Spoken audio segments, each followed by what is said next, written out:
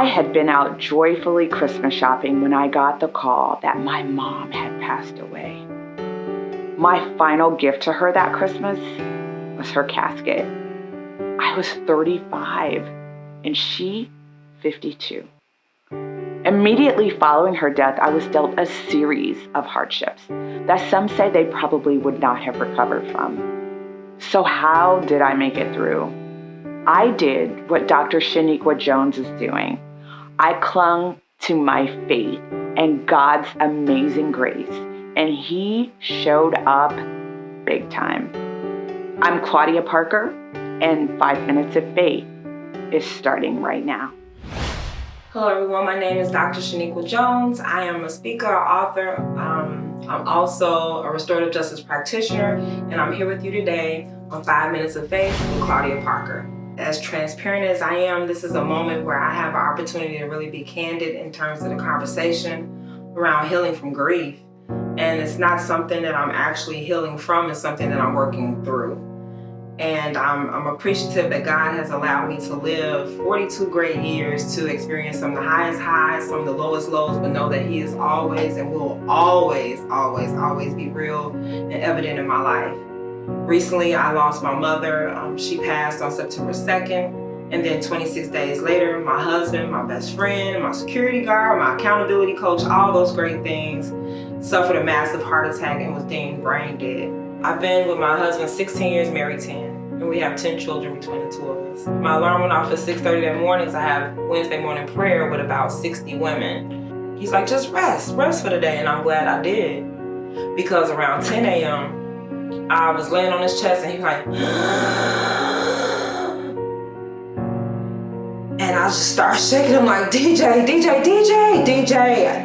I said his name like 6 times, ran out the room because the thing about it, I never turn my phone off, but he asked me, he wanted my undivided attention to rest, so I turned my phone completely off. I didn't even put it on Do Not Disturb. So by the time I'm trying to get my phone to come back on, the time is of the essence.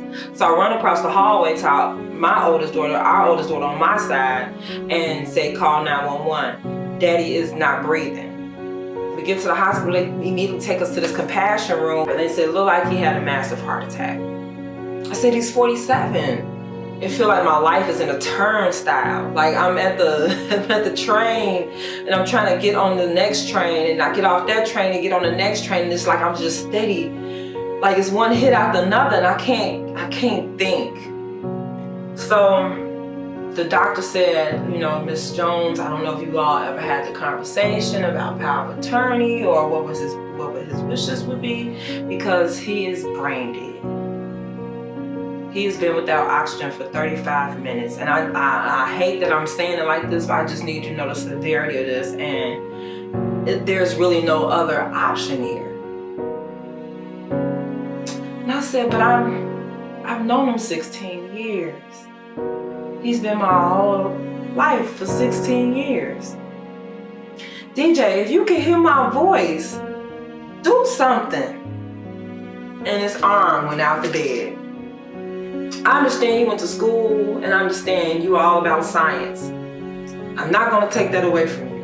But what I don't want you to take away from me, that you can't take away from me, is my faith. And so I wanna fight. We were on hands and knees while he was in surgery. We're watching the number, because they have the screen, the teleprompter up, like with his code, because I had to make him confidential, because people started to find out and they wanted to know more about me than actually what's happening with him. And it started making me think like, God, this is the kind of platform I have. But then let me use my platform for greatness. We on hands and knees, we praying, we crying, all the children, my mother-in-law, my sister, and my sister-in-law and her spouse. We just like on hands and knees. I don't want to talk, I don't want to eat, I don't turn your devices off. I'm not, it's just me and God right now. And it was about 2.5 hours. It was supposed to be a 6-hour surgery. About 2.5 hours in, she come running out, taking her stuff off, like, he made it through.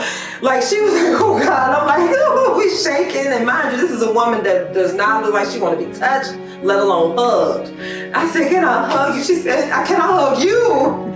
And we hugged and we hugged and we cried and we hooped and we hollered and I shouted and I was praising God and people looking. I didn't care. For the first time in my life, I did not care about praising God openly because God, you're real.